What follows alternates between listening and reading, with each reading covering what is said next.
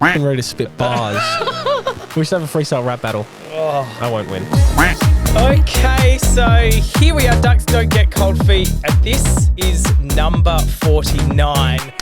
Very close to the big 50. I'm very excited and the energy is clearly in the room. I have Marcus Costanzo right here in the studio. How's it going? Marcus, now some of you may be thinking now, this guy's got a face that's very familiar. Yes, if you were into My Kitchen Rolls, he was the lovely son with, I believe, your mum. Lovely is the word you're using. Some people use annoying fucking shithead something. Anyway, sorry, continue. That's I'm happy.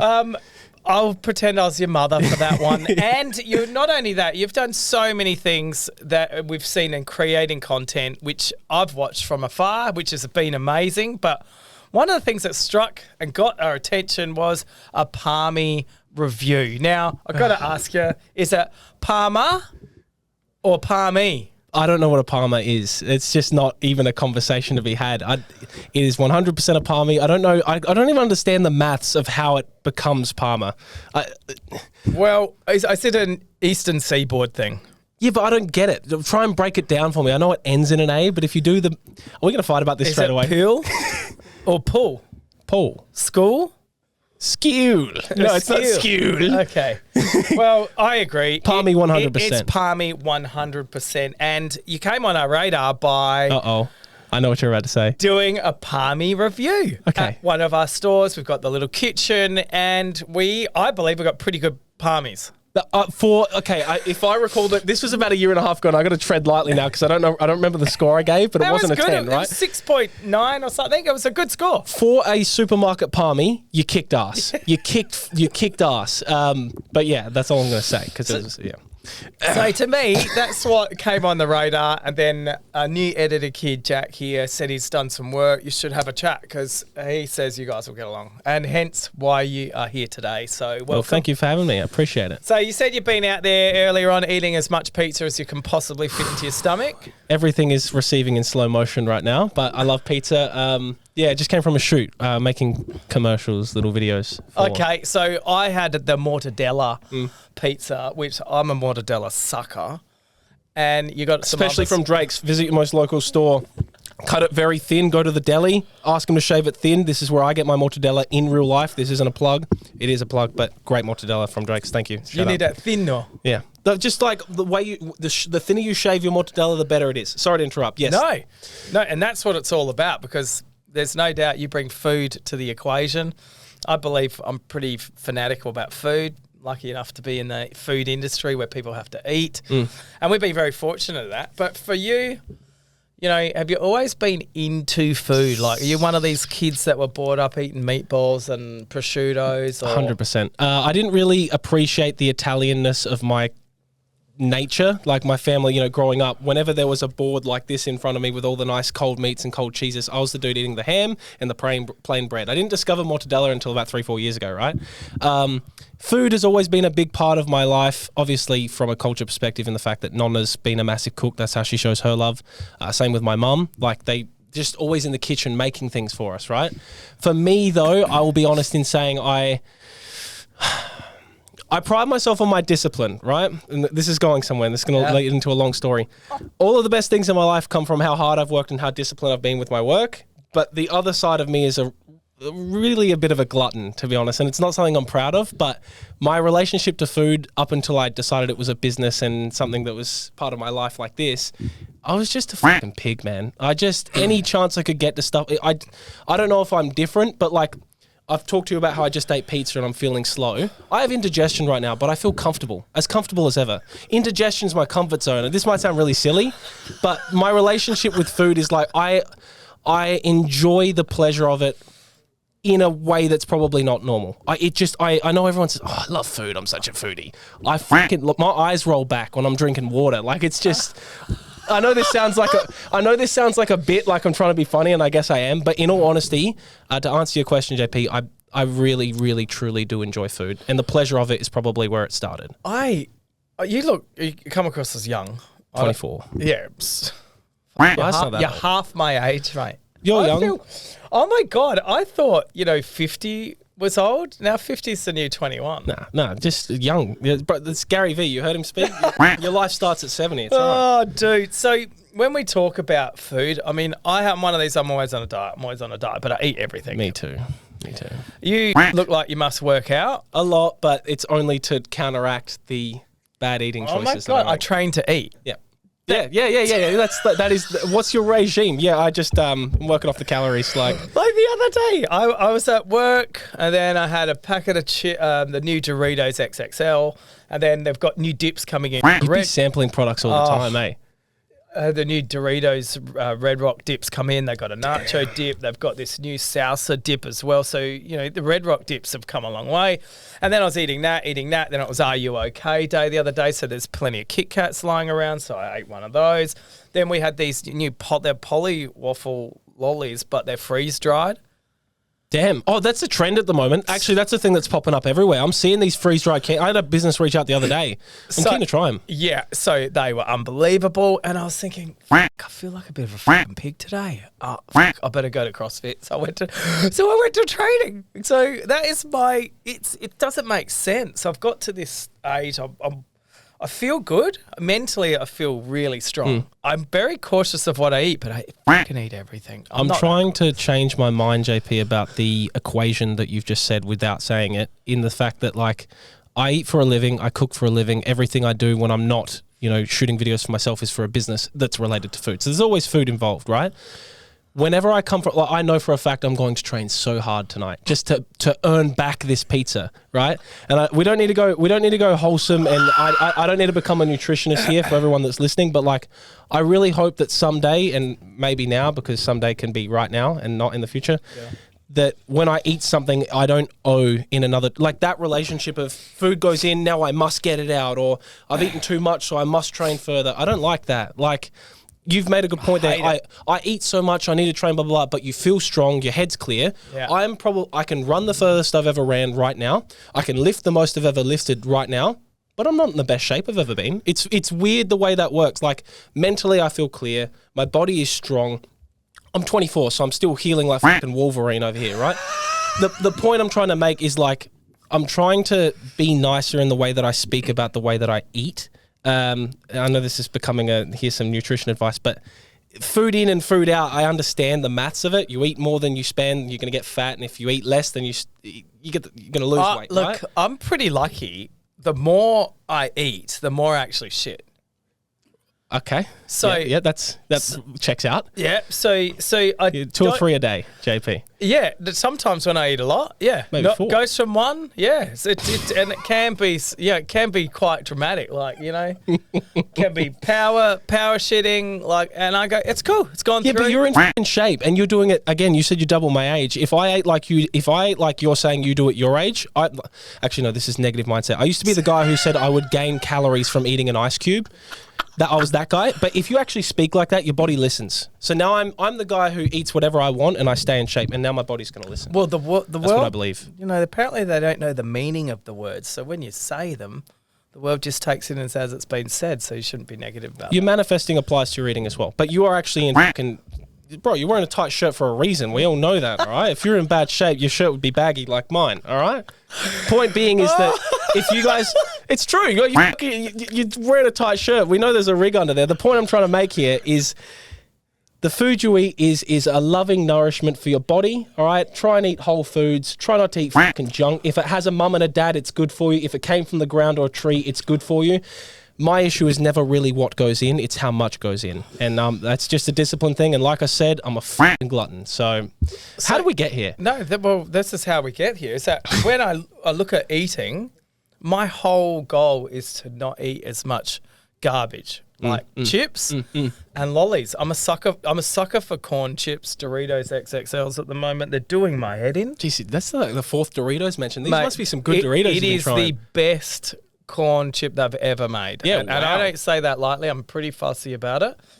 And this is not a paid promotion at all. Damn. But I'm doing a pack a day, and it's fucking You're bad. a pack a day cruncher. I feel I'm addicted. Fuck. I think I'm thinking of checking myself into rehab. That's how strong I am about it. And I'm trying to not do it. And then I walk past a packet and don't do it. And then I just lick it hard. Like, all the seasoning. That's going to get clipped so badly, brother. And it is. You lick what so hard? I licked that chip so hard. And the flavour is strong. Like, I'm like, oh, and people go, you sucking that? I go, yeah, I love sucking too. It's like a lolly, but it's a JP. All right, let me bring this back sensical. You know what helps me when I'm feeling like snacking these foods that I really want to eat that I shouldn't? Chewing gum, right? Yeah, you're now, right. again, maybe don't listen to me. If I had a 6-pack, you could trust me more, but I don't. But speaking of chewing and speaking of being a pack of something a day, has anyone in the audience ever been a pack-a-day chewer? Because fucking extra chewies, whenever you get those little packets with the, not the ones in the jar that look like juicy fruits, but the actual packets. Yeah. I'm 2 or 3 at least, because I have this theory, JP. Can I tell you about this? I love this. Are we on the same page about what chewies I'm talking about? Yeah, but extra chewies in the little wrapper. The flavour profile. Green, peppermint, something. It's the only flavour profile that works. You actually picked the right one. Okay, there we go. So going from there, I have a theory Strawberry that, lime is what their new one is. let's say, No flavour. let's say, all right, okay, That wasn't me. Let me go for this. Okay, ready? Let's say that one chewy equals 100% worth of saliva spit to ratio flavor in a chewing gum, right? You put one in your mouth. Yep. I never have one. I'll tell you why. Because when you put 2 chewies in your mouth, ready? It doesn't equal 100 plus 100 equals 200 worth of chewing. You get 300 worth of chewing. Does anybody relate to that? You know when you have more than one chewy, right? And the chewy lasts way longer than just one chewy would have lasted? Yeah. No, you don't relate to this one. I Right, do. we'll can this bit. I 100% relate to this. You can't just have one chewy. There's nothing worse than a chewy that lasts 5 minutes and then it's over. Not even that. The new extra strawberry and lime, the flavour goes within 15 seconds. Yeah, that's horseshit. It's kind of like if I was in bed with Margot Robbie. Yeah, okay. So yeah. The best 5 seconds ever. Well, I said 15. Okay, sorry. Fuck, my bad. Shit. Fuck. Anyway. But you're talking about the OG, right? I know. You're talking about the OG. Yeah. So the peppermint and they have a lot more flavour. But I think this might be something that is useful for everyone. Correct. If you guys eat chewies, just try more than one at a time. And I'm telling you, you'll get more bang for your buck at a time. Because just think about the saliva ratio of one chewy. It's just too much. So do you say the same out on a Saturday night? Just try 2, not 1? To be honest with you, JP, I don't go out no more. I haven't been out for years, just because I'm so locked in with my business, JP, that I would just, I don't know, I'm talking shit. Listen to this. No, I really don't go out solely just because, I don't know, as time's gone on, I've gone from being the most social creature ever to like, I'd rather spend the night in editing and watching a movie at the same time. That's pleasure for me. Okay, what do you use to edit? Premiere Pro. Okay, so I don't know why. I'm the only person I know that's used Final Cut Pro. People really love Final Cut. Like a lot of professionals use it too. Why? Thanks for that. A lot of professionals. No, I'm saying because Premiere Pro you would think is what like the main piece of gear is. Yeah. I know a lot of videographers whose full time is still Final Cut. Yeah, and I was pretty bad editor, but I did it all by myself. Oh, sorry. No, you are a professional. Let me delineate that. I just realized what you just tried to insinuate me. No. You can't in that conversation. I was talking about videography. Guys, if you don't know, I run a videography and photography business, and me and my editors use Premiere Pro. JP is going to now continue. Sorry. No, for me, do you do your own edits anymore, or how many do you have a big team? Because you put out a fair bit of content. I have 2 editors that help me 2 days a week as subcontractors. Yeah. The reason I grow my business is so I can give good people like that proper jobs, because right now it's like Marcus goes out to hunt, he finds the work, he finds the income, he finds the thingamabob. Hopefully he's charging properly enough to make a profit, and then he gives work when it's there. Yeah. But I have been able to sustain 2 editors 2 days a week for the past 2 years, and they help me with a lot of my stuff. My business is 2 sides. One, which is B2B, like business facing, where I help them with their marketing, and then one is obviously the content you found me on, like your personal branding stuff, brand deals, podcasts, all of that stuff. We have depending on who's trained on what, I've kind of needed to fix the system. I've trained them up very well for my business stuff, but for my stuff, I'm still kind of editing more than I should be, just because I know my flavor of comedy. I know my flavor of... You've seen my style. It makes me way funnier than I really am. You know what I mean? It's good to have... Yeah. Who do you get your advice from? What do you mean? Like, who helps you out with coming up with your create? Do you have a team, like with the editors? I just consume a lot. I consume. So I take a lot of inspiration from other creators, I guess. And then when I see their stuff, it always goes round in a loop. You know what I mean? I look at people who I look up to, and no one really gives me advice in that regard. I'd probably benefit from it. So no sounding board? No. That's why I call it sounding board. I got a team, close team. You're always coming up with ideas. Do you want me to tell you one of the ideas I've knocked back? Yeah, please, hit me. An ASMR? Oh, ASMR is my fucking shit. OnlyFans page for eating food. Oh, yeah. Why does it need to be paywalled on OnlyFans? You could do that for free. Because I think I do that for free anyway. And what you could do... Sorry, you were saying? Yeah, and wasn't that so funny? Thinking, I'm so comedic and timingly nice. No, but they were saying, I don't know. And I was saying then for the money you get from that, we could save the planet. JP, you just do it for... Yeah. Wasn't that so fucking nice? JP, you can do this for free. Seriously, I'll help you. I'll do that with you. Do you want to start a page together? Yes. Why does it have to be OnlyFans for? Honestly... Well, because I felt it'd be fun to have an OnlyFans page that wasn't sexual. Yeah. See? From a branding perspective, it could be a little play, right? Well, it's be a bit awkward me walking around like deep throating a carrot or something. No, it's good. Honestly, I looked at one of my most recent uploads is me eating raw fish, raw salmon and raw tuna, and I fucking put it on for that microphone. Shit like that, right? 100,000 views in like a couple of days. See? And then my friends look at that and they're like, Marcus, really? You do this for a living? I'm like, fucking oath. If people want to watch it, yes, I fucking eat raw food for a camera with sound. Because one of the things that I noticed, I've been told off. I've been told off. I've been told off in the past from particularly one of my racing mates, J-Mac, for the way I eat. Now, I get into my food eating, like I really love the flavour, get right into it. And You're performative.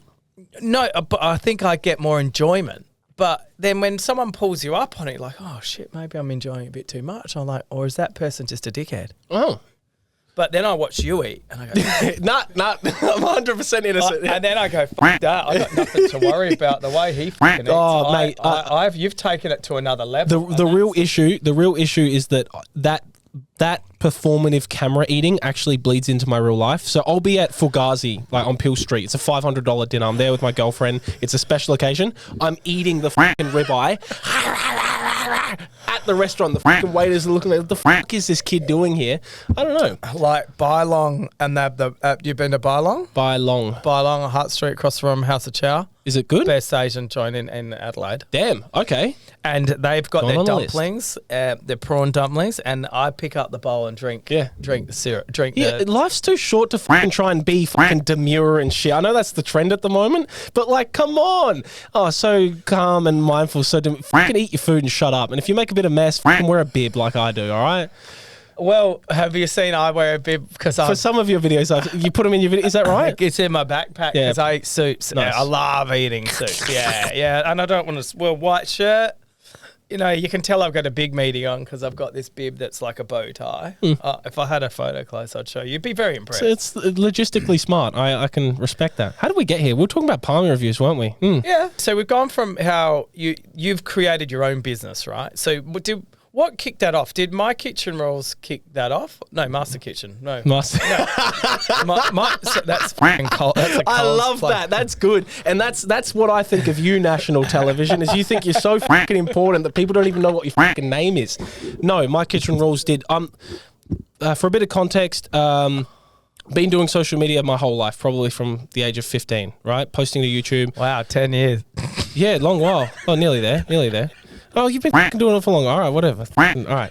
Anyway, been posting on YouTube, and then I went through school, really, really cared to do well in school. I don't know why, just because I remember it started with Nonna paying me to get A's in younger years. So my first income was just $50 an A. It was great. But then eventually the prices went down as I only ever got straight A's. And this isn't a flex. This is me just saying where this is going, right? Work ethic. It's not a flex. No. It's school was 6 years ago. No one gives a fuck about my report card. What I'm trying to say here is what my beautiful, loving family encouraged me to do was work hard. right? They said, no matter what you do, we don't care. We don't care if you want to be an artist, musician, lawyer, psychology was on the cards at the time. Just work hard. Gynecologist. Yeah, yep. Great. Yeah. Anyway, gynecologist is the one where you assess for genes, right? Is that correct? Yeah, something like that. Anyway, they taught me, JP, they said, no matter what, work hard. So they built this, they would always reward me for doing as best as I could through school. Finished school with like a 98 ATAR that I didn't use, right? Because I decided I wanted to go down the social media route. Now, the reason I dropped that information, again, is not as a flex. I feel like I need to just like tell you guys that so you don't think I'm an arrogant prick. No, you're not coming across. Okay. The reason I mentioned that is because at this point, I've not used anything from school because I went to uni for a year and dropped out because I wanted to start this social media business, right? Yeah.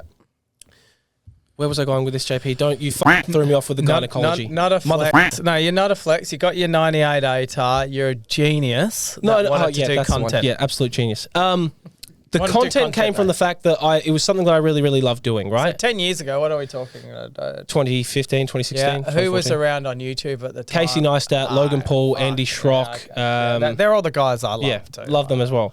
Casey Neistat, we'll come back to him. See this finger? This finger is the storytelling finger. Yeah, you can keep going.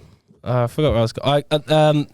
My kitchen rules. Your brain is like mine, mate. It's so funny. My kitchen rules. That's creative people. It's fact, isn't it? I had been running a business for about 3 years in food, right? And then I decided that as a videographer and photographer, because there's so many of them, businesses, especially in the food niche, don't have much money to spend, which means they don't want to waste their time and resources. So I thought to myself, how can I prove to these motherfuckers who won't pay me that the stuff that I make is worth the money that I charge? Yep. So I started taking influence from other people like food creators and building my own personal platform. How can I use food to continue growing? Because I already had that social media background from the hard work in school, all this shit, right? Then MKR found us and said, hey, we think you'd be a good thing for the show. And I said, hey, yeah, sure. Then we went on the show, and I'll be honest, to go back to your question that might have happened maybe 6 minutes ago before I started ranting, I don't think it did change too much of my business. I don't think it did start off anything. The foundations were already well set. I think we were the right fit for that show, the same way I'm the right fit for this show at this time, right? Yep. Forever grateful for it. Great experience with my mum. But in terms of the way you think being on TV would change your life, it was just another reminder that, like, I just need to triple down on what I was already doing.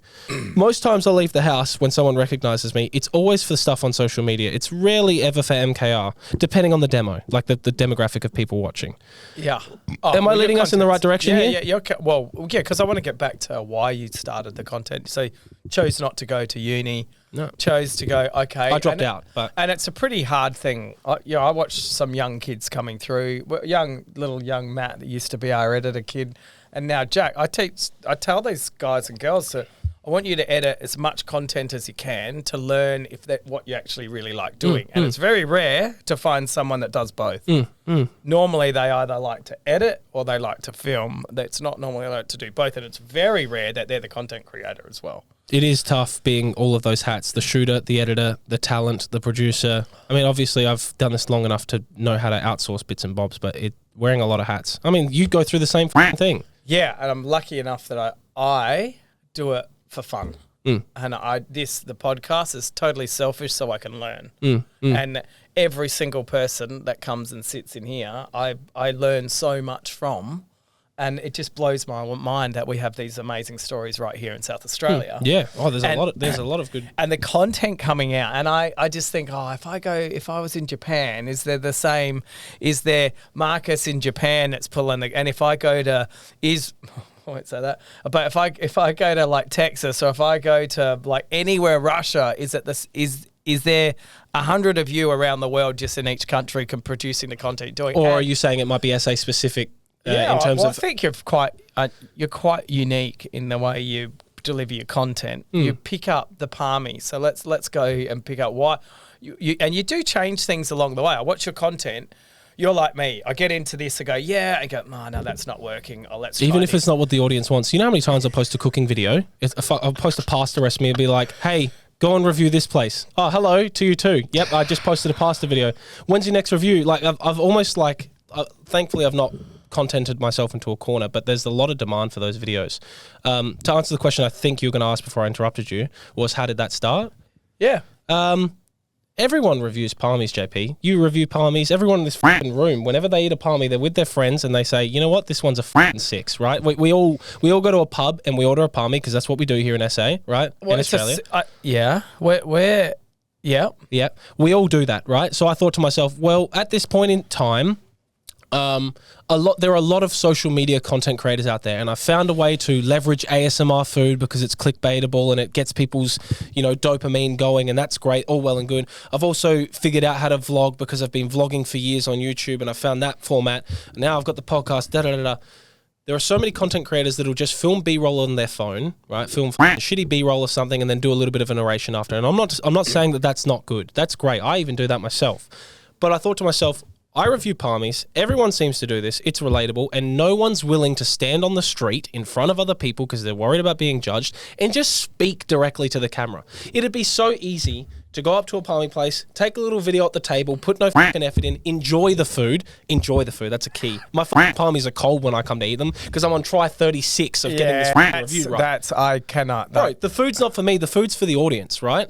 Anyways. Okay, that's unusual. Well, the camera always eats first. Unfortunately, that's something I live by, but it depends on why I'd say unfortunately. For the audience, it's very fortunate. They get to see the food when it's steamy, when it's nice. Well, that's because you offer them bite-sized bits of content. Correct. But where I was going with the reviews was more so the fact that the way it started is it was something I was doing anyway, and I decided that if you look at the audience of people that actually give a fuck about where to try palmies and the people who enjoy it, they would probably prefer some sort of larrikin standing at the front of a shop on the side of the road, genuinely being honest, than like, guys, I found this really good palmy spot and I can't wait to give you my review. No one gives a fuck. So I just started being candid. Does that make sense? And that candid style worked. I think their candid styles, the bloke in America, the pizzas. That's why your shit goes so well. This is exactly why your shit goes so well, because you could narrate the same thing with the same sort of style of humor, but the fact that you're standing there and performing, it's set that, like I said, there are a lot of content creators. There are a lot of content creators with charisma,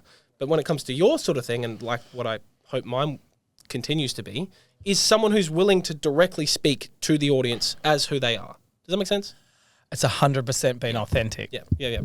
But not behind the wall of a narration. No, well, you keep in mind, I have more political powers at play. You got to watch what you say. And still you're unhinged. Yeah. In a good way, by the way. I think, it's funny when I watch I go, yeah, I love that. And that's when I see people being honest about things. I don't think there's enough of it. But I think people can really feel that. 100%. Whether they know it, they can, this guy's being real. JP, do you know anyone else that's at the head of a big company like yours that does CCTV footage of people robbing them and reviews that? Do you actually know? And you talk about people in other countries. Is there a version of JP somewhere else? No, there is no one as a head of a supermarket saying, hey, give me my steak back. Don't rob me. Do you think that's style? So if I had a customer magic, because they're not thieves. They're magicians. They can't call them they're magicians. That's why they're customer magic. What? The product's there and then it disappears. Okay. Is that like a legal term? We can't call them thieves? Yeah, probably. Okay, sorry. So, they're magicians. So would you be interested in doing could we do a collab on a customer magic? 100%. Wait, really? So that's a thing that you have to consider. You can't even use that word that I just used before. Yeah, that's correct. Yeah, wow. Yeah. I don't understand why that would work, but we can talk about that off the podcast. I do. But it's still weird. Giving energy on something that everyone watches and they go, it's not right. If I open up a shop, is it okay for someone to come in and take something out of it? No, it's not. And why should people think that it is okay? I mean, you get the comments. Yeah, far away. Just for the audio listeners, I raise my hand to ask a question like a school kid because this one is an interesting question that might get you a clip here. What was the word that we used to describe those people? Magicians. What do you say to the magicians out there? And this is a question I've been wanting to ask you ever since I saw your content. Yeah. Now, you're Drake's. You're a family-owned business. This is why we like you. You're not your competitors, which I won't name names because that'll be more legal bullshit, right? Yeah. The one that starts with the word that rhymes with cool something. It definitely doesn't rhyme with cool. And moles. Moles and cool worths. Anyways. You're the owner of a business that's actually, not the head of, a business that's competing with these big brands that are doing everything in their power to combat medievals or whatever you said the word was. Medicians. Yeah. It's happening everywhere, and there's a reason it's happening because supermarket prices are forguggled, right? Yep. Now, for me, my business is food, so all of my groceries are tax deductible because they're props, right? I don't worry about it. It's fine. But for the average person, what do you say to these magicians that are doing this because of the fact that everything's so fuggled at the moment? Just go to Coles and Woolies. Go magician there. No. I'm not saying that being a magician is justified. I'm just saying. I'm saying there's plenty of we are a business. We donate millions of dollars to charities, and there are plenty of charities out there that can help people in need that need food. To come into a supermarket or to any business, it's not just me. I was at the chemist today. He said, "Mate, he's getting robbed left, right, and centre." I'm telling you, every store, every day, people are walking out without paying for goods. The price of products has increased. Absolutely. Since COVID, we haven't seen a price decrease come from any supplier in the country. The only lucky part we have is fresh food, meat, produce, fresh food. It fluctuates whatever the market is, and that's what's on the market floor. So that's why people see ups and downs with fresh food. But I can tell you, there's no decrease in pricing in anything that's on the shelf at the moment. And why? Because supermarkets have the same problems you have. Our electricity bills have gone up. Our landlords are increasing their rents. Our utilities have gone up. Like, we are all in the same boat. And I hate saying that word, but we've got pay. In the last 3 years, we've had an increase of pay of over 15% to every single person just because you're breathing. And then people wonder why we can't continue to get on top. And this is why we can't get on top, is because everything is increasing at the same time. So I see the price, they use the word price gouging, the ACCC and what's happening with Coles. Nothing will happen because it's extremely hard to prove where the actual money is going because they have trading terms, they have settlement discounts, and then they go put more leverage on the smaller player. Well, if you don't supply me at that price, I'll see you later. A cleaning contractor, you don't give me a cheaper price, we'll get someone new because everyone wants to get a national contract. And I feel like it's very easy to read the headline of, oh my God, but you took all of this off the bottom line. The profit was this, record high profits. But like, that's because you're providing a service that's doing something that other businesses can't do, despite the fact that utilities are higher, rent is higher, wages are higher, and we're still managing to...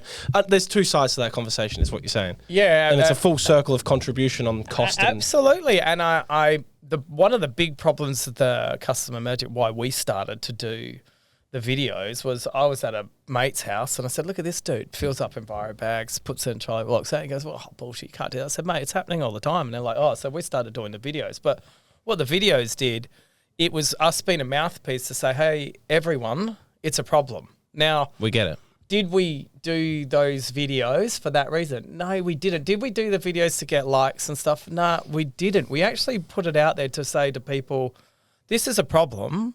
Just be aware that's happening right in front of your eyes. And a lot of the times we watch footage, there's a whole trolley going out the wrong way and people are standing out the way, letting it go through. Now, I wouldn't stand and let someone walk out. I don't know. Even if it wasn't your product? No, even if I was in Coles or Woolworths, I wouldn't let it happen because I don't think it's right that people think it's their right to be able to come and take whatever. And we are a small family business when we're competing against Coles and Woolies. But in family business, we're huge. And Dad has sacrificed his whole life to get this business to where it is today. And I've been very fortunate. I've worked in the business my whole life to get to the business to where it is today.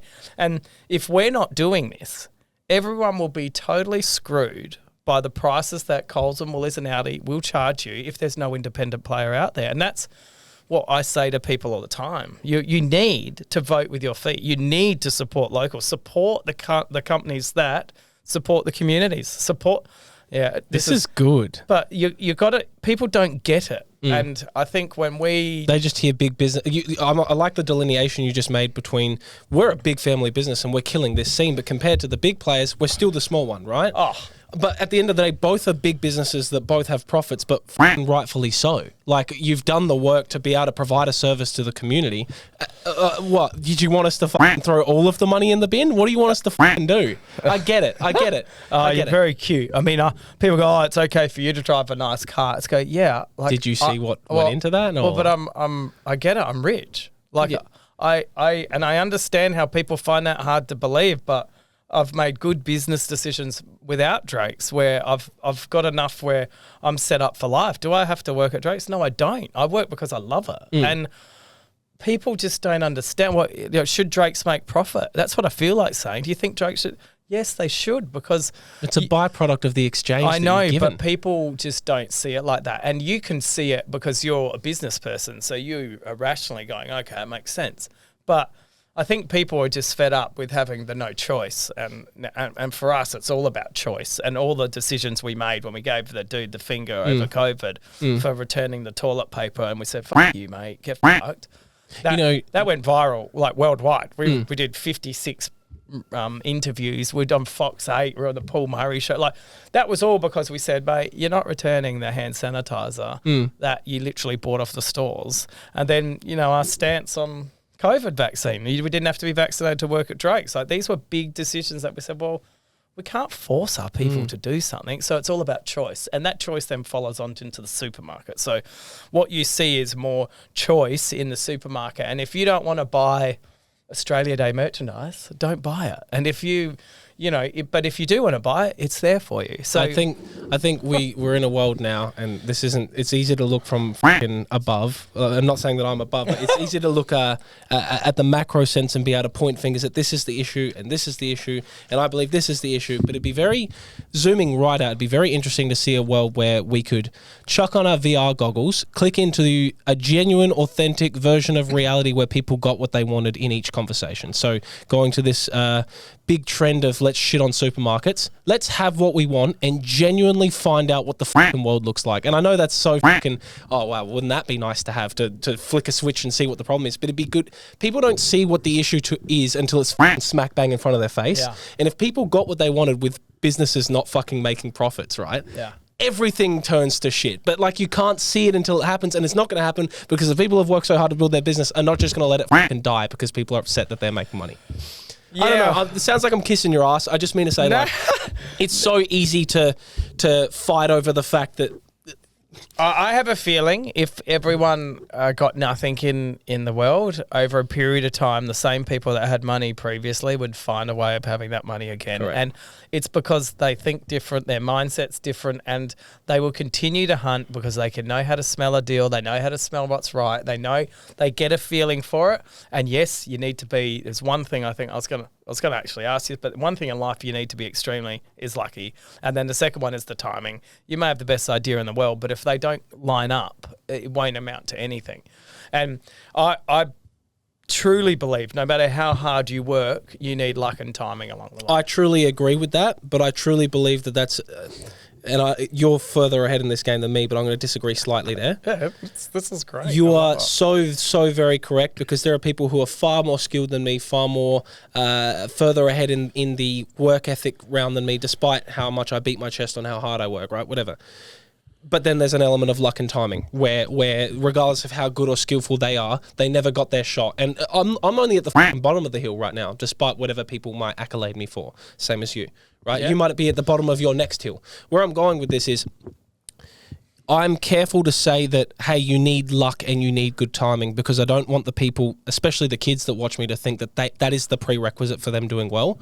I'm a very big believer in, yes, that is the foundation for something that goes right, but don't you ever forget at one point, at any point, forever, that the game is doing the work to create more opportunities that said luck and timing. You cannot just, because when people hear that, they'll think, yeah, he's right. I'm not lucky. No, it's he's right. Let me do 10 more things today, and 100 more things this week, and 1,000 more things this month, and 10,000 more things this year that might just bring me a little closer to that lucky thing. Absolutely. Sorry to get prophetic there, but you got to be careful saying shit like that because the kids hear that, and I'm telling you, people are looking for excuses. I look for excuses these days. I'm looking for you're right. My waistline keeps growing, and it's because when I eat an ice cube, I gain weight. But that's not the truth, is it? It's not. It's because your output doesn't exceed your input. And at the end of the day, JP, as well, like what your excuse, and sorry to get prophetic, but you've just got me thinking about this. Your excuse for maybe you do subscribe to and you haven't heard Marcus's prophetic speech about the fact that you create opportunity and you create your own luck and timing. Maybe you're a thorough believer of the fact that I am not lucky and my timing was wrong, and therefore, let's just say that's your belief and you haven't heard me speak about this yet, right? Now what? Does your belief, whether it's true or not true, can serve you at all? And if the answer is no, and how you measure your no is, did I think this last year? Yes. Am I in the same position I was in as I was last year when I was thinking about it? And if the answer is yes, then your belief's not serving you, and it's time to change the thoughts. Even if they're not real, because you know what? I want to invest in Bitcoin, JP, and I'm telling you my timing's probably not right compared to what it was 6 years ago. But I also know that if my belief set is that maybe Bitcoin's going to continue growing and it might still be lucrative if I invest now, it would require me to change my mind about that and say, you know what, the timing's still good now. I'm going to do something different. Do you get what I hate when people stick to a belief and it doesn't serve them. But you also mentioned in the same conversation that you can't, when you sit there and go, oh, this is the wrong time, there's a lot of that's real, don't get me wrong. Yeah, I get it, but you have to just keep doing the things that you enjoy because they're the things that don't feel like work, and you might get paid and you might not get paid. Like, why do people come work in a supermarket, right? We're like the first people that they either go to Hungry Jack's or they go fast food. Mine was Subway. Yeah, or they go, okay, that's interesting because I want to talk about your chopped Then it was ups. Zambi's. Where? Zambrero straight after that. Okay. So then they look at us as like, oh, Drake's, supermarket, they're a step above fast food. But we look at fast food and go, they're trained exceptionally well. Like McDonald's trained exceptionally well. So when people come from McDonald's, we're very excited because they can work in a controlled environment, which is technically what we do. It's a controlled environment for people with their first jobs. So you want them to be enjoying what they do. They get paid to come to work. It's not like they have to come and like they don't get paid. So I keep saying to our people, like, what do you love what you do, or is this a stepping stone? Yeah, and I'm fine with stepping stone, but we're also understand that we're a pretty big business now. So not only do we have front end supervisors, we've got we got supervisors on the road, we've got accountants, lawyers, we've logistics, IT teams, like warehouse division, like it's literally the whole gamut of retailing. You're saying when you join Drake's, you join the Drake's family, and there's more than just running the floor at level 1. Absolutely. In 10 years, you could be level 10 manager of 3 stores. Who knows what it's going to open up to? We're about to, be landlords for fast food joints on a corner of one of our blocks. So now we're going into another division of this is fast food in that particular example. But these are all, you go back 20 years ago, we weren't even thinking of a warehouse. We had a few supermarkets. And then you keep looking at what the future's going to hold. I think it's going to get a lot tougher out there. I think it's going to be a good opportunity for us because of the way we've set up the business in the past. Not me, the way the old man has set up the business. So for people that work with Drake's, they come in and we have plenty of kids that I am going to uni, and then they go, I can't be doing that because I actually really enjoy this, because we can show a career path. And in the old days, used to work 70, 80 hours a week. This is because of my old man and all that sort of stuff. And they had no lives. They didn't have any family life. But that's all gone. Like now I think you're not allowed to work more than 40 hours a week or 42 hours a week. And, you can have more family time, which means you can have a side hustle, which a lot of people are doing these days, selling something online, doing art, doing graphic design, editing. There's so much there. The most important thing you've got to do is find what makes you tick, because if the person can't find that, then they truly can't find happiness. JP, how do you suggest to the audience that they find the thing that makes them tick? You got to find things that maybe not necessarily be the money that you need to live, but it's enough to make you happy, because there is a scale there of I want to be happy, but I might not have much money, or I can earn a lot of money but not have that much happiness because there's no balance. But I don't believe in this work-life balance bullshit. Neither. I think it's just, this is life, and you juggle whatever it is all the time. And I spend half my time trying to, because I race 4 or 5 times a year, so that to me is totally selfish. And then I spend the rest of my half doing everything I can to be with the kids for their cheer competitions and stuff. So for me, people would say, oh, that's work-life balance. Well, not really. It's just life. And I think people need to find what makes them tick. And I think a lot of people don't do that. A caveat to what JP has just said there is he says looking for things that make you feel happy regardless of whether or not the income has come yet or if it's coming in the future. The word I try and use to define that same thing is not happy, it's proud. Because for me, happy is fleeting. I rarely ever feel happy, right? Well, you're happy now. Yeah, I mean, I'm candid and I'm in a good mood. Maybe it's going to start getting dark. No, happy is an interesting term. People got to be careful chasing happy. I like right? that, proud. If you chase proud, you end up feeling happy. Even when you're proud and even when things are going well, rarely, even at your level of success, I'm not telling you, there's no way that you're feeling happy 7 days a week all through the week. There's no, I don't chase happiness because it's just going to leave you anyway, right? When it comes to finding the thing that makes you tick, and a lot of people talk to me about this, and I'm grateful that people ask me these questions, especially the younger ones, right? Because they've seen me go through school. No, when kids message me. When kids message me, because a lot of these people that have seen me where I am now, they also saw me getting bullied in high school for doing what I did, right?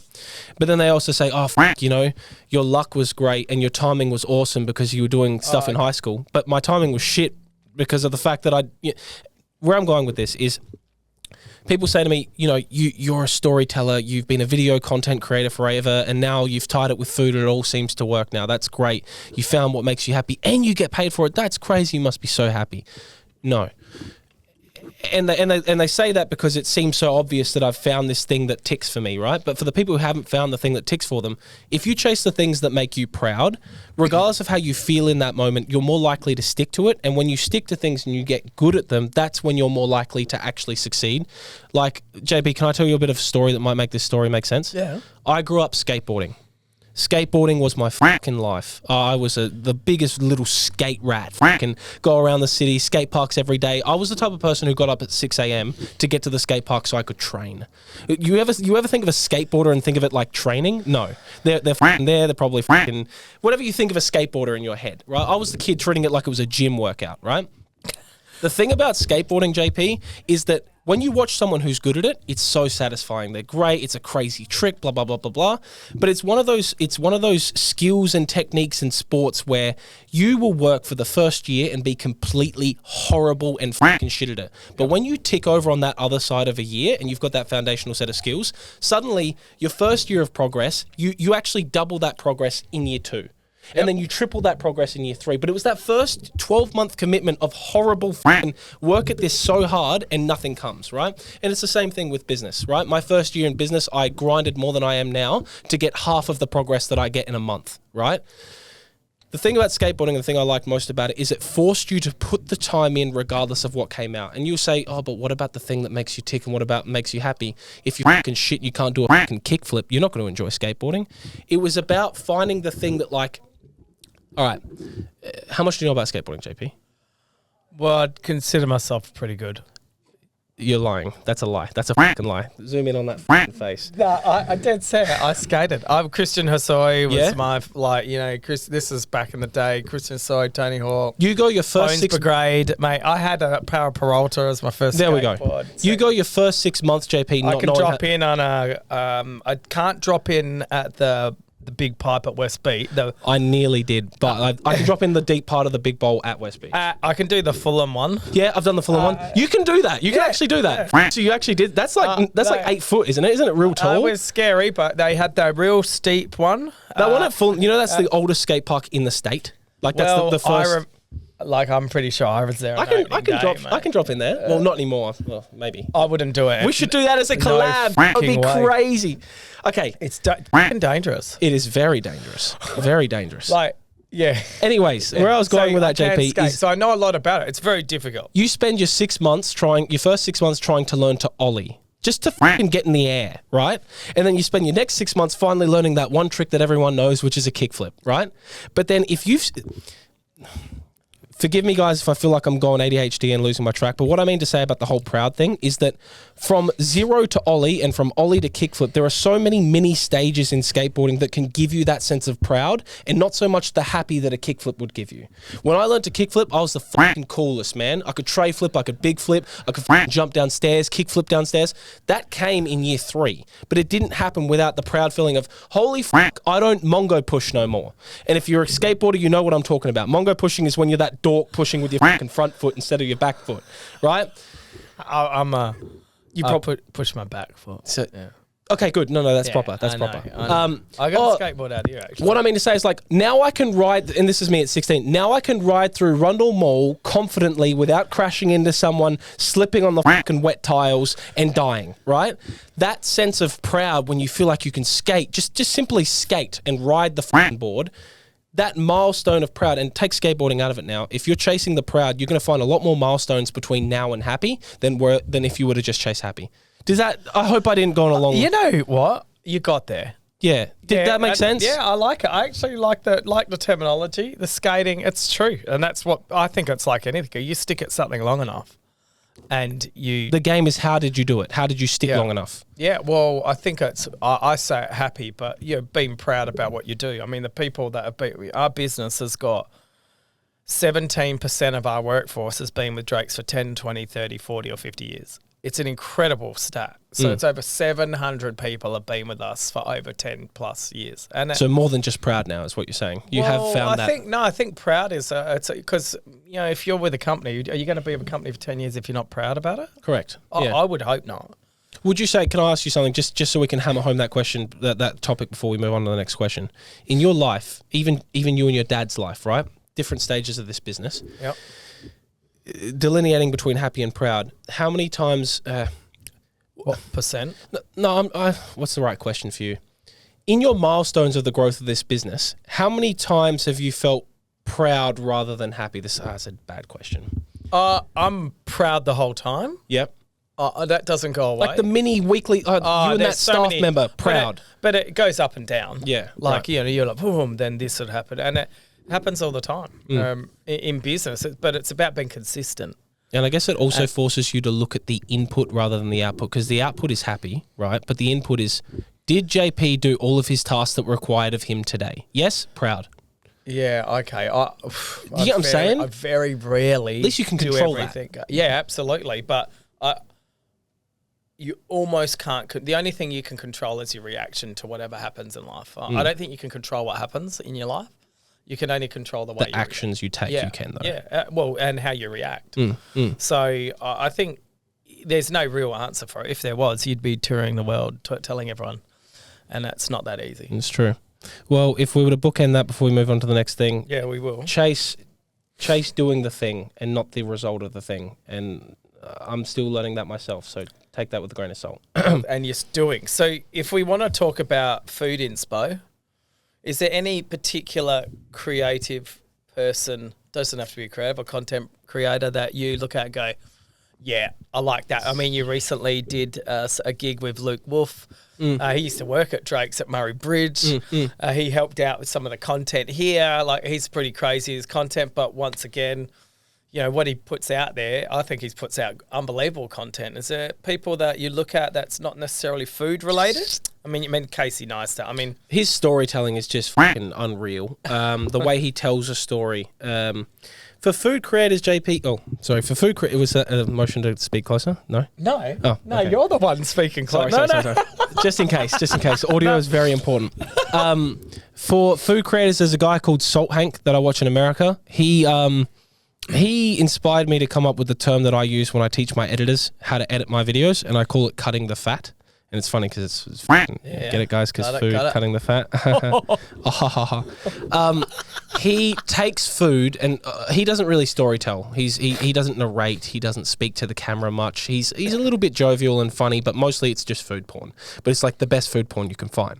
And where I'm going with this is, the way his style is and what I try and mimic with my own food content specifically is how can we show, and of course the highlights, and that's what the best videos always are, but how can we show the most relevant sections of a recipe in food that give people enough information for them to understand and relate to it and perhaps even follow the recipe, but bore them down to adding onion powder, garlic powder, thyme, turmeric, paprika. It's add the seasonings. He picks the thing that like, it totally makes sense in the recipe and it's way more beautiful and food porny to watch, but I haven't lost track of the overall storyline of the recipe. Does that make sense? Yeah, totally. He shows us the best stuff to look at, and you can follow his recipe, and you could probably just follow his videos and copy them to create your own food, but you're not seeing the tedious shit like scraping your pan out. He only shows you what you need to see. Peeling the onion. It's just the chop and then it's in, all right? And I know this is probably hard because we're doing a podcast, so you kind of have to imagine this, but maybe a tip for video editing regardless of food is the most concise version of what you're doing. And I don't mean if you're a content creator, don't take this as me saying make your video shorter. Engaging is what you should be chasing, and engaging can be 1 hour's worth of engaging, but how do you achieve engaging? It's trim the fucking thing down to the point where if you as the storyteller and the person making the video are bored, even at your 10th time watching it, then there's time for an 11th watch. And if you watch it again and you get bored again, don't worry, there's a 12th watch. I'm the sort of guy who will watch my video. No one watches me more than me, right? It could be vanity or it could be metrics. One of the two. That's the opposite of me. Before anything goes up, I'm talking 15 to 30 times that maybe not a podcast because you can't afford to do that in so many hours, but for the short form stuff, if I'm, as the creator who gives a fuck about what I'm making, get bored, how dare I expect the audience to be entertained?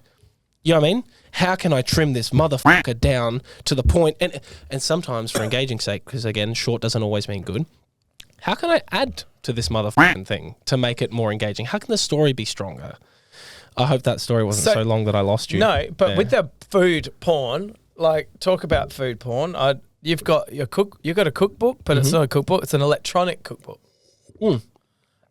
So how did that come about? Because looking at that, you do exactly what you've said here. Like in the ingredients, there's a little part of you cut it, so you can it doesn't come up in the video. It's like a little highlight. So you go, okay, that's how you do it. That's how you do it. So when it comes to cookbooks, my mum's, she's literally got, you're going to think I'm lying, but probably like 800 to 900 cookbooks. She has a full library of cookbooks. She reads cookbooks before bed. She's the sort of person who doesn't need pictures in her cookbook. She reads cookbooks for the storyline, if there even is one. So I've grown up with a mum who reads she reads cookbooks like novels. Like, Are you serious? No, she reads them. She reads them for fun. I swear to God. So I've always had a big history with cookbooks. My first ever gift from her was a cookbook, right? She cookbooks are her. She's a writer at heart. So when you pair writing with food, you get a cookbook. The same way I've had my career on social media, which is carving this shit out for myself where there was no opportunity, or at least none in my head. I wanted to sell my recipes. I wanted to find a way to monetize my audience and give them value that I actually believe in. Because as an influencer, no matter how successful I get, at the end of the day, the influencer model is being bought and sold. Oh my God, Drake's is the fucking best. It's the best. You should go to Drake's. Sends invoice. What I'm trying to say is, like, as an influencer, the model is being bought and sold. And I don't like the idea that for me to make an income, I need to fucking sell myself left, right, and center. Of course, for things that I believe in, like putting my time into Drake's podcast because they're a local SA business and you should go and visit them, and I'm doing that for free. At the end of the day, I wanted to find a way to make money to provide value to promote things that were actually mine and something that I've built. So then I thought to myself, okay, why don't I make a cookbook? I've had publishers come to me, JP, and I'm like, my business is in content creation and I'm literally a food photographer. I could probably do this in-house and give a fuck about it a little bit more, right? Yeah. So I thought to myself, well, what's the first entry point into a cookbook? I can't afford to print these motherfuckers, and I don't have the right system to deliver them, even if I was to print on demand or whatever. Yeah. I'll do an online cookbook, right? That's what I started with. Then I looked at all the other creators in the space who figured they'd do the same barrier to entry, which is minimal, and they started releasing PDFs. I thought to myself, wow, that's awesome. I think I sold 800 in the first couple months or whatever. More than that now, but it's the same book that I've repurposed, which is what you've seen. And this is going somewhere, guys. Please stay with me. Just take a deep breath. Please stay with me. Please. I sold the book. The feedback was great. Was happy with it. I created something I was proud of, and I sold it for $10. all, right? Cheap. But I also wanted people to have access to the book because I wanted to share my recipes, and I figured, wow, I'll try and make an income. It didn't end up being enough money because I spent more than that to make it, right? Yep. Then I thought to myself, wait a second, everyone does PDFs, and PDFs are just little Word documents that you need you need to pull open a PDF to open it, right? And there's a reason the barrier to entry is low, because everyone can do it, right? Then I thought to myself, well, at the end of the day, I have a community, and I want to be able to monetize the community, and I want to give them value. How can I do that that's not just a dead PDF document attachment that gets emailed to them when they buy it? I thought, why don't I build a community where people can learn my recipes in depth, like you've said. You go in there, there's a full custom tutorial for them. All of the things are visual because people cannot be reading nothing these days, so I've made all of my steps visuals. And then I thought to myself, well, also, I know that when I was learning to cook, I wish I could have asked more questions because I taught myself following Salt Hank's videos. I made the recipes myself following his videos. Yep. This community now that I've built, and this is sounding like an awesome plug, but I'm just trying to give you context. No. You buy the recipes, but you also get a whole bunch of free content. You get free cooking courses. You get free recipes that come to you every week. And you also join a community of all the other people who have bought the book. So suddenly, I know the price barrier is $35 now, right? Yeah. And spending money shouldn't be the thing that qualifies people, because you could have a really bad person who spends $35 and a really good person who spends $35. Yep. But they join a community full of people who can share their recipes, ask me questions inside of the community, share the things that they're most proud of when it comes to their cooking, and it leads to everyone enjoying the book more. It's so what platforms? I use circle.co, circle.so. It's a community platform where you can join it for free. Essentially, imagine Notion. Does anyone here at Drake's use Notion? No. Notion is like, I haven't used Microsoft JP for probably 2 years now. Imagine online Word, but an ecosystem that you can use for everything, right? Okay. It's the exact same thing, but with paywalls on it. So you can get people to subscribe to things. Imagine OnlyFans, but for wholesome content, essentially. Okay. So I've put it on there because it's a long-term system. So this could be another option for me? Yeah, 100%. 100%. And I like the idea that now when I sell to a customer, I've got them with me forever versus them buying a PDF and then I never speak to them again. Later. Yeah, okay. So do you give them, because it's online, so do you give them, do you sneak new recipes in there? Do you, how much talking's going on? I did a podcast of Tilde's Search, do you know? Yeah, I actually saw that one as well. And Tilde's is like, when I went out with her to the Velo, and what I noticed about Tilde's, she's working flat out, continually messaging people, continually updating with their fans, people just go, oh yeah, okay, she's hustling the whole time. You got to give her credit for that. And is that what you're doing? Can I give you a little bit of insight into what happened when I launched this book? Yeah, because I'll be honest with the audience here. I'm curious. My income, guys, is servicing businesses to help them with their marketing. That's my main income. And then there's the brand deals Marcus Costanzo side, where I either promote to you guys who are listening or I sell cookbooks to you guys, and that's how I make money, right? But the main income is over here in B2B. I released this book, I think I sold 100 total, which is not much, right? I post new recipes in there every week. I update regularly. It's actually been about 3 weeks since I posted in there, which I'm really embarrassed about, and I'm going to be honest with you guys. And it's because I've been so busy with fulfillment on the B2B side this past month. I leave for Europe next month, and this has been the biggest month of the business in the history of the business ever, but it's also been the slowest month of cookbooks, and I'll tell you why, because I haven't been posting as much. Sorry. We're working on that, and it's, you know what, if you're considering buying the book, I understand why you're no longer considering buying the book. And I'll tell you why. It's because bills need to be paid, and it sold less than I expected on the first one, but I've only posted about it 4 times. This morning I got an email, 3 sales, over the past 2 nights. I have not promoted it at all, right? The idea that Marcus comes here with his pizza after a pizza shoot, right? And that's my active income. I know you got to go to the gym for a few hours. JP, I'm not earning enough money to start talking to you about passive income. I think passive income's horseshit. You just need to make a good active income.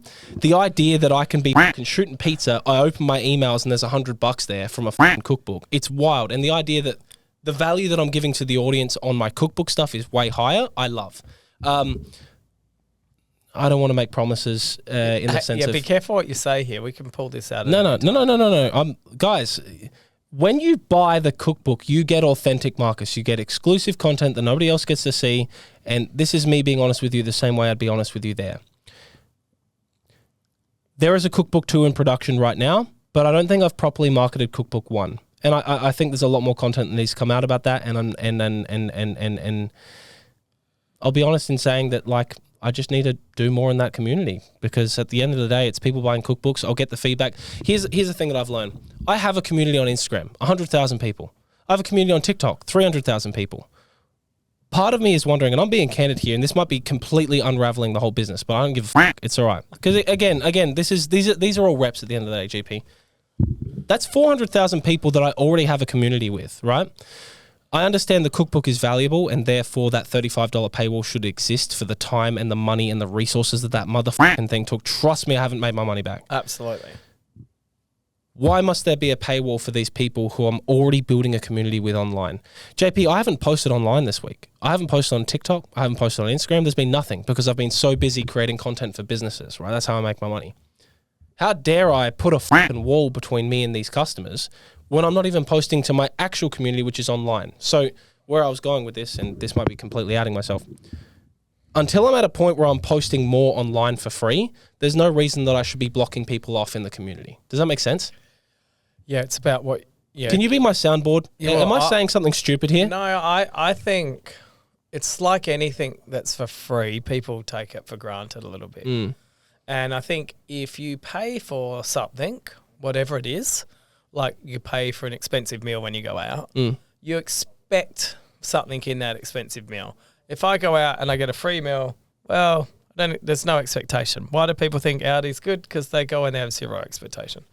So for me, if you give away content, then people expect it. But when you make people pay for it, there's got to be some value that they get. They get the cookbook, plus they get access to you. That should be enough for $35. Oh, 100%. So I don't think you should beat yourself up over it. Oh, I think you need.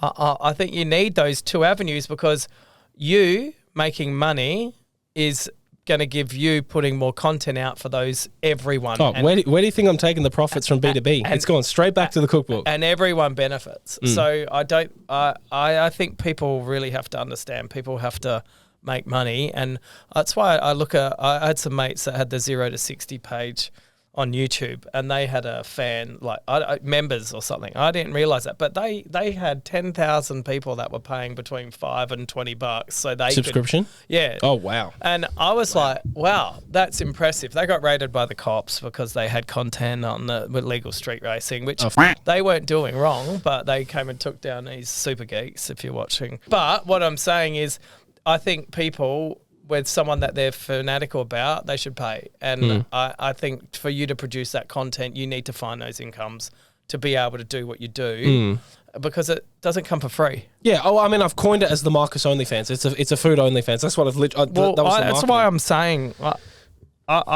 I think an OnlyFans thing would be fun. But JP, you do your work to build an audience in one place. It makes you wonder, like, why the fuck are you building another one over here? So but for me, of course it's worth money. For me, one of my questions is TikTok, Instagram, YouTube, like they're all very different. Massively. And people get lazy by just sharing the content across. Nah, I never. But you can see people just get lazy and do that. Like, how important do you think it is to talk to each of those audiences? My business is to help food businesses get more customers and drive attention to their pages, right? That's what my business does. So when you don't see content from Marcus going out on Instagram, YouTube, or TikTok, don't you worry, we're still fucking pressing export on a million other things for a million other businesses, all still sort of fitting that same sort of solution of food content, right? The biggest thing I say to all of my customers is your audiences are different across all of the platforms. And I know you literally just said that, but I massively concur. Yeah, concur. I concur with the point you're making, solely because I feel like people expect different things from each platform. TikTok, it's interesting. I speak to other creators about this, and they sort of define the platforms in different ways. This is my take on it. TikTok should be a lot more candid, little to no music. I don't like the idea. TikTok I don't trust. I'll tell you why. They're always changing. By China's? No. I don't trust them because they're always changing their fucking music terms. So they're having fights with music, big Paramount Productions or whatever the fuck they're calling. So if you make TikTok with music on TikTok, Just so you know, you don't own it. It's the same thing for Instagram. You no longer own your content. And if TikTok decides they want to get in a fight with all of the music companies in America, don't you worry, your videos are getting muted. And if your videos are getting muted, you're losing all of your viewership and it's a fucking waste of your resources. Then you either delete the motherfucker and re-upload it, or you hope to God that they bring the music back. TikTok is a candid platform where you either use copyright-free music, which rarely performs well because people can... It's fucking shit. It's shit music. It's bizarre. Yeah. Music-free, candid, storytelling. I like to post 40 seconds to a minute. That's what I find my audience likes most. Instagram, I like to perform, to give the more higher quality, shorter form. So I try and leverage my recipes for more than just one video. Yeah. There might be 4 pieces of content coming from one recipe. TikTok will get the ASMR, longer form, show the whole process, give the recipe in the caption. Instagram will get the one with music that's shorter and a little bit more poppy. Some people think the vice versa. I don't know about you and you guys' strategy, but like each platform's different. Shorts gets an even shorter version of the ASMR TikTok for YouTube. And then obviously YouTube is a whole other thing. I only have 5,000 subscribers and I don't really pull many views on YouTube. Yeah. So maybe I could listen to you on that one. Nah, YouTube, I like filming, but I get really lazy. Like, I'm like, and then I'm like, I forgot to finish the event because I've been drinking or something like that. And I'm like, then I don't do the wrap up because I might be... What's your favorite platform? Mine's Instagram because there's so many ways to communicate. I love Instagram stories. It's my favorite. I like watching content on YouTube. Oh yeah, me too. I like deep form content. I love in-depth documentaries. For some reason, I've just adapted to it. I think there's something there for me down the track, like to look into the real story of what happened with the $1 milk back in the day when the Coles exec comes over from the UK and kills all these farmers and they kill themselves and things like that by trying to do $1 milk. So I think there's a big... fuck? Yeah. What? That's crazy. What?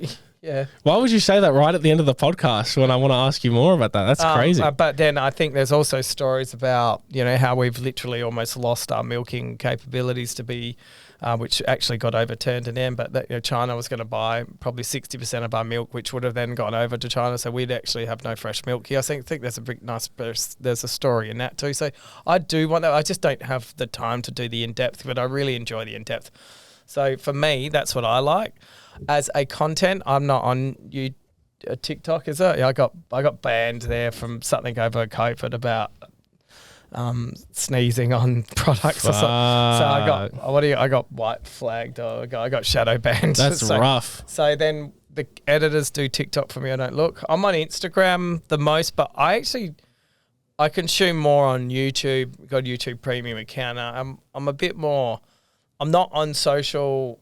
I've got a big thing when I'm with my kids to try and not be on my phone and stuff like that because I think it's so bad.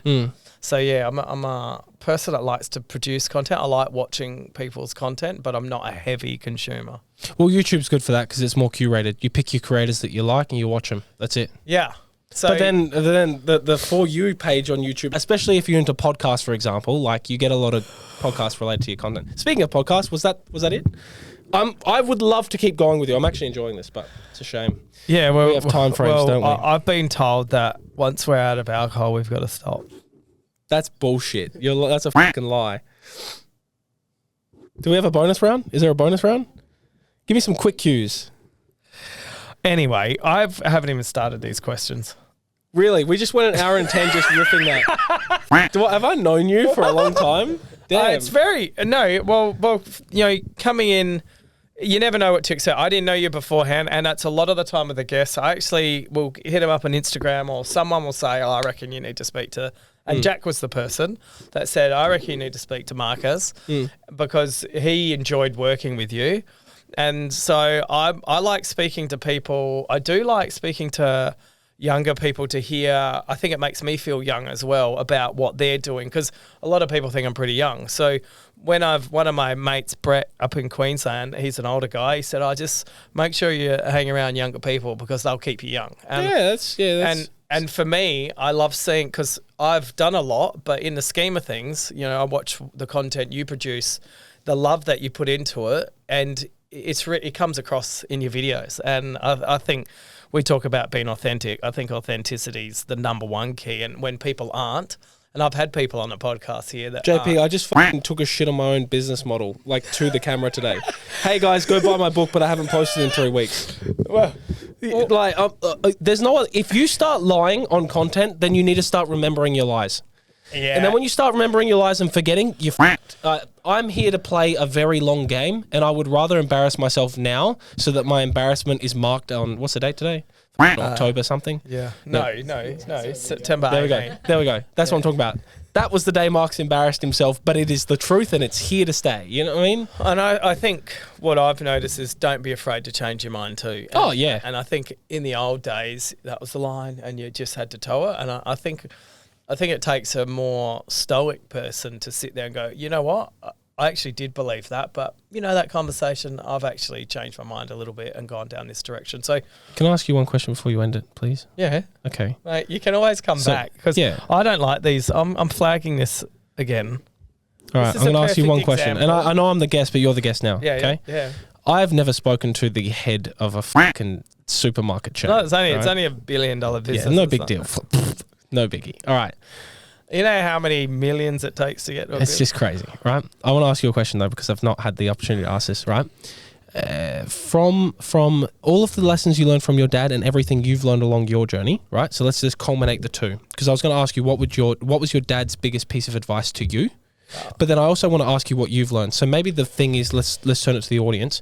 In your life learnings, regardless of who you've learned them from and how, what is the one biggest skill that people should be chasing right now, regardless of where they're pursuing or what they're pursuing?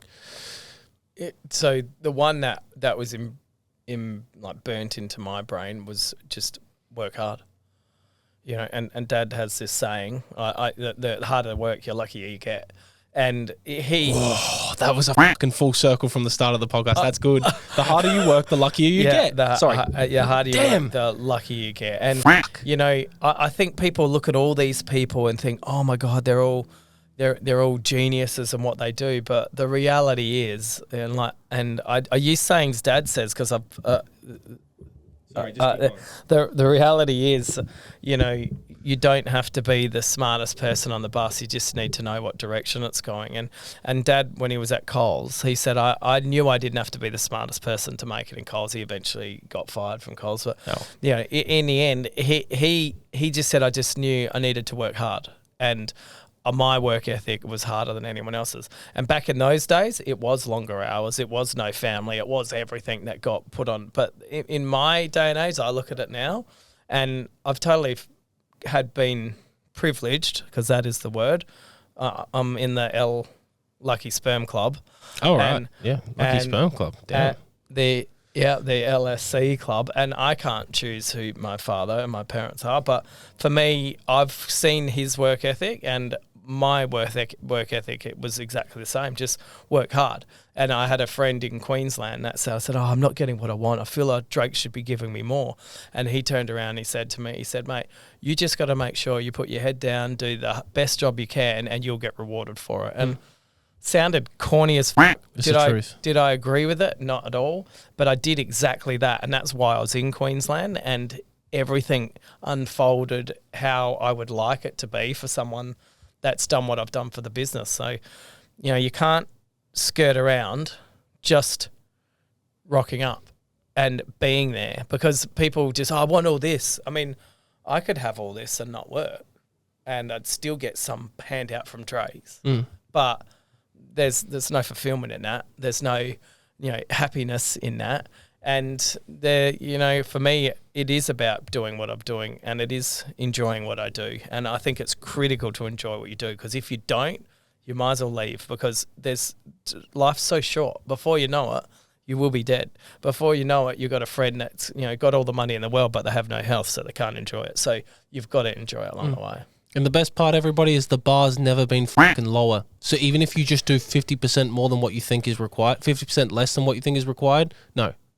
I fucked that prophetic bit up. You can say it again. The bar is lower than ever. People aren't willing to do even half of what you think is expected. So even if you just do slightly more than that, you're going to end up so much further. Yeah, and it's so true, though. One thing that's very different is the kids today. You want to know one thing? It's to be good communicators, because I believe and I'm making sure my kids understand this. If you can stand with a bunch of adults and have my kids are 9 and 10, and have conversations where the adults go, actually these kids can talk. That to me is everything, because I know plenty of smart people that have no money. And I know plenty of people that left school. My dad left in year 9. Theo Morris left in year 9. Like these dudes all left because they were doing things they enjoy in life. And I don't get any ideas if my kids are listening, but it's about making sure that you enjoy what you do along the way and learn off everyone. I could say a million things, because you can't just say there's one thing, but there's definitely the work ethic is there. And a lot of people want everything but won't do anything for it. You know, well, you need to actually do something about it, and most people don't. Well, there you go. So that is a wrap. Marcus, thanks for coming in. I'm sorry. It seems to have been this actually seems to be super quick. Yeah, that really went really fucking quick. Yeah, and that's probably an hour and a half. Let's do a cooking club sometime. I'd actually be keen for All right, that. done. We can definitely do that. We both have eaten. But I do have a question. Like, I'm a bit funny people eating. There's nothing like not wrapping up a wrapped up podcast. Let's go. Eating in the car. Oh, here we go. Man, I bought a new one last year, and my car I treat it the same as I bought my first ever car that I bought when I was 16. I treat it the same as the car I bought last year. I treat it like shit. It stinks like fucking feet in there. Sorry, is that what you were asking? Oh, sorry. Yeah, my car smells like I've watched a few of your episodes, and I don't normally feel like about that. But yeah, eating in the fucking car. The kids, they're not allowed to eat my fucking car. Yeah, well, I'm sure you have a nicer car than me, all right? No, mate, I got an LDV. I don't know what the fuck that is. It's a luxury Jeep Cherokee Drake vehicle. Say that again. LDV. What's an LDV? A luxury Drake vehicle. Oh, like a truck or something, like a van. It's a kid's Yes. It's pretty bold. I try what you don't see. You got shit going on everywhere, mate. I put trays down. I watched it and I'm like, is he for real? Like, you got your nonna, your mum in the back seat. Like, who else have you had in the back seat? I have a girlfriend, so that's yes. Okay. And we eat lots of food together in the back seat because I only say G-rated things on the podcast. But the point where I was going with that, but I wasn't going anywhere because you were talking. Now I'm trying to really navigate out of an uncomfortable situation. How the can you eat like? I just put a tray under me. That's what you don't see. So all the spillage hopefully doesn't end up in the glove box or on the center console. It ends up in the tray. It's called the spillage tray. I have a spillage tray. Yeah, for the food, by the way. Awkward. Anyway, I'll take your word on it. I'm actually putting it out there because I've been so quick. Oh my God, let's do a Drake's mukbang in the fucking car, man. Yep, absolutely. Yeah, I'm in. That'd be fun. No soups. All right, guys, if you're watching that, thank you for watching. Make sure to like and subscribe. Any CTAs? You trying to sell anything at the moment? Your cookbook. Oh, yeah. Yes, guys, honestly, I know I haven't posted in it for 3 weeks, but there is such a fucking armada of content that you'll be set for the next 3 months, even if I never speak to you. But that is not the truth, because at the end of the day, I actually have a lot of recipes coming out. I just... B2B at the moment. Don't be so harsh on yourself. Just buy. Because you know what? The reason why businesses pay me what they pay me, JP, is because they trust that my audience trusts what I do. So if I'm not servicing the audience, then I'm not servicing B2B. That's all I'm saying. So I love you guys. If you came here because I told you to come here, I appreciate you watching it. And nothing I do is possible without you guys. And JP, thank you for reaching out. Thank you. Peace and love. That's the podcast.